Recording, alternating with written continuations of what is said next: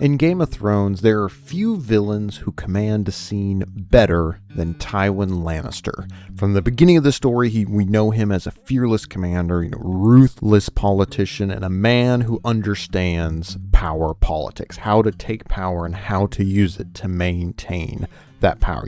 And through the story, we hear from Tyrion, his son, what he did to his first wife. We see how he treats Tyrion himself, what he does to the Starks, what he does to people who stand against him. But despite all of this, despite the morality, the failure, moral character of Tywin, I couldn't help but be drawn to him as a character. He's often in everyone's top favorite characters despite his viciousness. And so the question for today is, what is pulling us in? Why does this happen? So let's take a look. This will be my last war.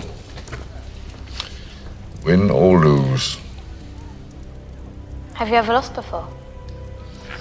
Do you think I'd be in my position if I'd lost a war?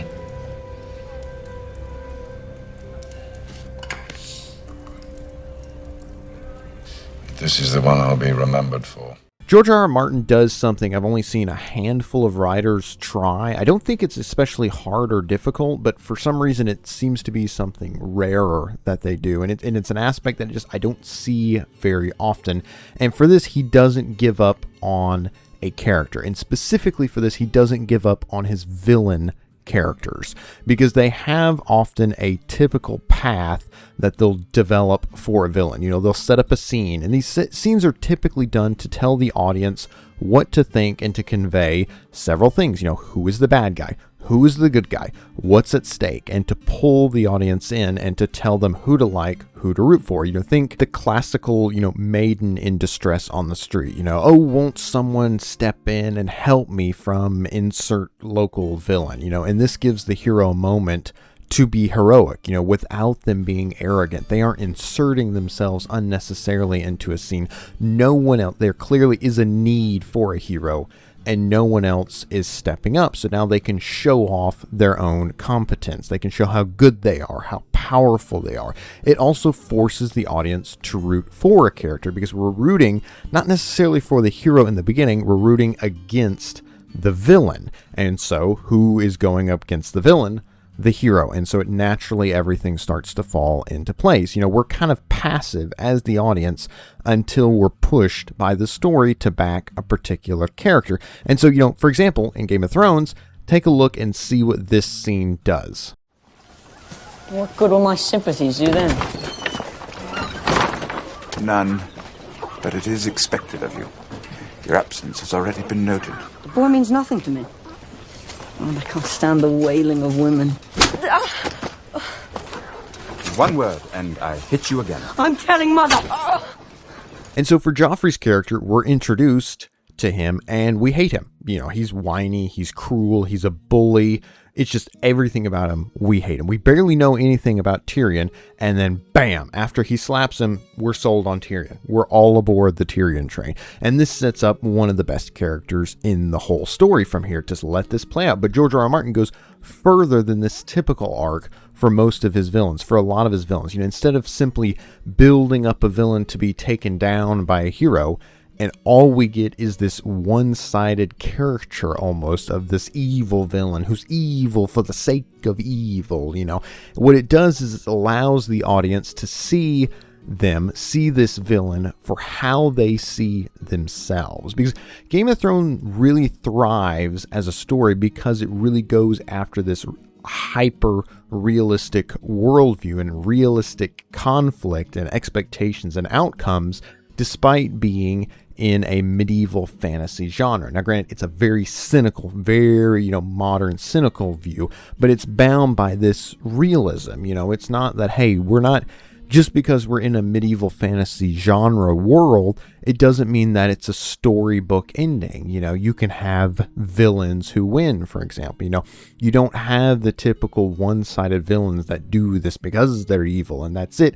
It has to be more, because every villain believes what they are doing is the right thing. It just may be for the wrong thing for everyone else. They believe that they're doing is justifiable. It's reasonable for me to want to do this, even if it's just because I want to, and that's it. There's a reason why they're doing this. And so for Tywin, we hate him. We, the audience, hate him for a long list of reasons. He's cruel, he's evil, he's vicious. Everything at Harrenhal is absolutely horrible. He protects Joffrey. He sets up, it's basically the only reason Joffrey is remaining king. He's blind to his daughter and sons, winky winky. Interludes together. He hates the Stark. He's trying to kill them all. The whole list for what Tywin has done is long. What he did to Tyrion's wife is horrifying. Finally, without giving too much away, is there a particular scene, a favourite of yours that we can look forward to in season 2? Yes, there's a long, I've got quite a few scenes with that wonderful little girl who's desperate to stick a knife in my back at every opportunity. And she's fabulous, actually. Great, great kid. But there's a scene in that with her when the writers allow the audience to see a little bit of what's behind Tywin Lannister, which is very clever, because it means the audience is saying to the little girl, don't kill him yet, because there's something strange going on here. We're going to find out a bit more about this character. And now sets her in this odd position. So we have this character that we hate, and we have this character that we love, and this is the bizarre position he puts her in, is a position where the villain is nice to her. And I know these scenes between Tywin and Arya weren't actually written by George R.R. Martin. Initially, I had completely forgotten that this was a fabrication or an addition by the show. So kudos to the writers. I'm getting ready later on. I'll tell you exactly why I think they screwed up and how badly they did, which should be evident to everyone at this point. But I do want to give them a shout out for getting this right, because I think these scenes between Arya and Tywin are actually really good, and especially good for Tywin's character. And it's very, very much influenced by George R.R. Martin's writing, particularly because we do see the same type of things going on in Jaime, and the Hound, who also goes out of his way to help and be kind to Arya and look after her. Jaime also does what he can to keep Brienne of Tarth, to save her, to keep her from being raped or attacked or murdered. All these villains are doing nice things for the heroes, and it adds this whole layer of complexity to their character, and it's what helps define them as so much more than just one-sided monsters. It turns them human. And so normally in the hands of a less talented writer, a villain can only be villainous. There's no reason or option that the story ever really gives them to be heroic or to see why or to see the other side. Because if they do, it can really change the whole story. It can cause the audience sometimes to ask uncomfortable questions. Think of the replicant at the end of Blade Runner. I watched that and had to question whether our hero was on the wrong side after all. Maybe Harrison Ford isn't doing the right thing. Is he really a government-sanctioned serial killer simply doing this for an unjust and vicious, evil, soulless corporation? That's an uncomfortable question, because we've gone all this way. We want to root for our hero, but are we the baddies at the end? It pushes the audience into a different direction. And so keep this in mind. But as for Game of Thrones, we have Arya, pretending to be a young boy, acting as a servant, trying to escape the capital after her father's death. She's vulnerable. She has nothing going for her, no money, no power, no friends, and she's a girl. We've seen in the Game of Thrones world what can happen to a girl who's lost and alone. We have this terrifying situation set up. And not only to that, she's surrounded by Lannisters who are actively at war with her brother. And, what would they do to her if they knew who she was? What would they do to her if they didn't know who she was, if they just knew she was a girl? And so now here comes the question, what does the story do? What does our writer do with one of the leading villains? Tywin is nice to her. He looks out for her, and they have these moments, these scenes where they're talking. What it does is allow the audience to see another side of him. He tells Arya that she reminds him of his own daughter, precocious, not simply willing to stand aside and let others dictate her life for her. And all of these qualities are ones which we want to see in our heroes. I remember hearing this and, wondering when I was reading the book, if I could imagine, I'd never really imagined another side to Cersei. I despised her as a person. You know, she's a great character because she elicits this strong reaction that like a lot of the villains do. Like Joffrey, you know, her role as the villain is to push against the heroes and drive the story forward, pull the audience in and make us care enough to see what happens next, which is ultimately probably the most important goal for any story. But this is what makes it so interesting, is because we haven't seen Tywin in this light. It changes things. It makes him more human. We see him as a father, and we really need to see this play out if we want to convey this to the audience, because we don't really want to see Tywin as a father at all, because so much of the point of view is seen out of Tyrion's view. We see how Tywin treats him, and the two favorites, you know, Jaime and Cersei, are horrible people. Like, they're terrible, you know, throwing a child out of the window and all this other stuff. And this scene forces us to reconsider our picture, our box, our neat little box that we put Tywin inside. And because it's hard for people to imagine a villain doing the right thing, being nice, being kind. And it causes this interesting conflict in our head because we can't help but admire Tywin as a leader. And now the scene forces us to see him as human, as a man, not this one-sided villainous caricature, you know, one who's trying to do the right thing as he sees it, or trying to do what he wants because he believes it's right. You can play with the language and everything however you want, because he's doing what he sees as right. And it's very different from our own view of morality. You know, he's no longer just a monster, though. He's not just, you know, an orc or something else that's doing evil for the sake of evil. He's a father protecting his family, which is where we all want to be. And, you know, we see how this works, and we are able to experience this because we like Arya. We want someone to look out for her. We want her to be safe, and we like those who protect our characters, who protect the people we like. And this is what throws us into this situation and conflict. And so it really forces us to listen to Tywin when he describes and he lets this other side of himself out. And you can see how the story is meant to kind of compare him and Ned Stark almost against you to some degree. You know, they're both slightly older, not quite in the books as much, you know, the patriarchs of their family. But you get the idea, and it's butting these heads of households out against each other. And now here, Ned failed, and Tywin succeeds. This is another thing where people really rag on Ned for just being a dumb politician. So this really gets into this question of morality and competence, and it just draws us in all the more to Tywin as a character. And it really helps because of scenes like this, we're forced to see him as a character and see it really fleshed out, as opposed to just a one-sided, vicious, evil person, you know, the caricature of a villain. He's more than that.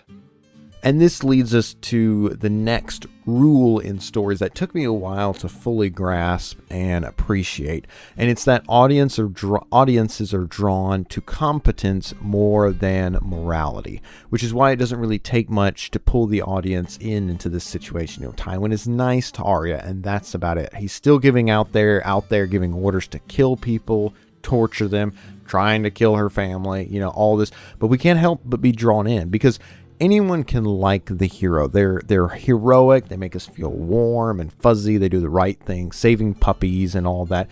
But to make the audience understand and see the point of view of the villain is what makes these characters in Game of Thrones so interesting. You know, for the heroes, the tricky part with heroes is oftentimes they kind of end up being boring a lot of time, because it's like, oh no, what will the hero do? He will do the right thing. Versus someone like Tywin Lannister, you got no idea what he's going to do.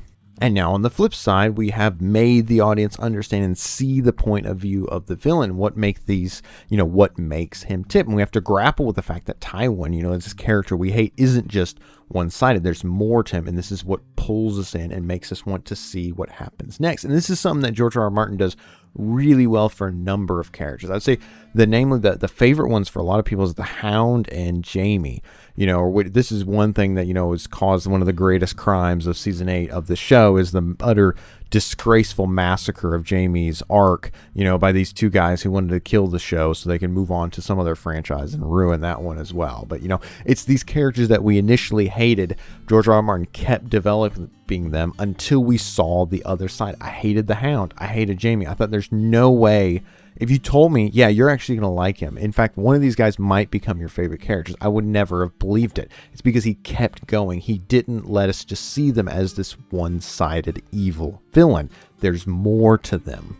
And all of this builds to another aspect or reality of stories that really helps make it stick. And it's this aspect of we like what we understand. And, this is one that's taken me a little bit. I don't have a full, complete picture of it to really draw the clear rules. And there could be variations in maybe more specific language. But the idea is roughly that if you show someone a point of view, they will start to understand it. If you explain yourself, the more they understand it, the more they like it. It's not hearing it if you just disagree with it and throw it off. It doesn't really stick. But this is the part with stories, is that you can get inside the head of somebody else, unlike real. And it seems to be a weird aspect of how we operate. The story highlights the fact that we don't really know this side of Tywin. We know other people's view and understanding of him, but we don't know his own. And it comes into play because Tywin sees the world in a different light. Tywin doesn't see himself like we see him. I never thought of Cersei as a young girl. I always thought of her as, this cruel woman, vicious, who's, nursing the psychopathic murderer of Joffrey. But I never thought about her when she was younger. I never thought about her as his child, as a baby, as a young woman looking out at the world like Arya is and refusing to allow it to push her around, to wanting to make her own way and running into this frustrations about being shackled and sold off, to be a breed mare for some noble. And it's this powerful section that really helps convey so much about his character. And we see, with him and Ned, you can see they're both doing all they can for their family. Now, I think Tywin has a really twisted version of it, because if you take what he does to his son, Tyrion, there still is this guiding, love feels like the wrong word, but guiding pursuit for his family. It's the same desire that Ned feels for his family. Tywin sees 2/3 of his own children, in this light. But this is what makes the story so interesting. And this, I remember seeing the Hound and thinking of nothing more than just this evil villain. And lo and behold, his arc is awesome. It's so good. I would still love to see the Clegane Bowl in the books and see how it comes to play. And of course, it was done horribly in the show towards the end. And Jaime's arc was absolutely awful. Maybe one day we will see how it plays out in the books. But not likely. I'm not holding my breath.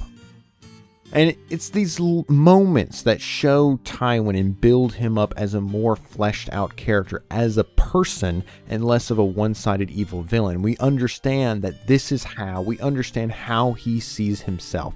He's a man. He's a human. He's a father, a man of his time, acting with the tools given and the power available to him, and he uses them. These moments force us to see him, and that's what gives Game of Thrones such depth, and it made its characters so successful. It's fantastic. It's why in the show, I really think that the Lannisters fall completely apart, because they just destroyed. Cersei doesn't have it in her to carry the story through, and that's what the books are really setting up for at 5 after the death of Kevin Lannisters, that Cersei doesn't have it together. Jaime's arc is going to go a different direction in the books, I really hope, because the show does it horribly. Despite all of this, both of them, and really feel this in the show, all of them are just living in the shadow of their father, because there's just giant hole where everything is falling apart. They're just less interesting. And that's probably the worst thing to happen to them as characters, is they're just less interesting with Tywin gone. And I think the poor writing has a lot to do with it, because I think there was an option to make it work, but the showrunners just, they did what, just like Danny did, they just forgot all of it.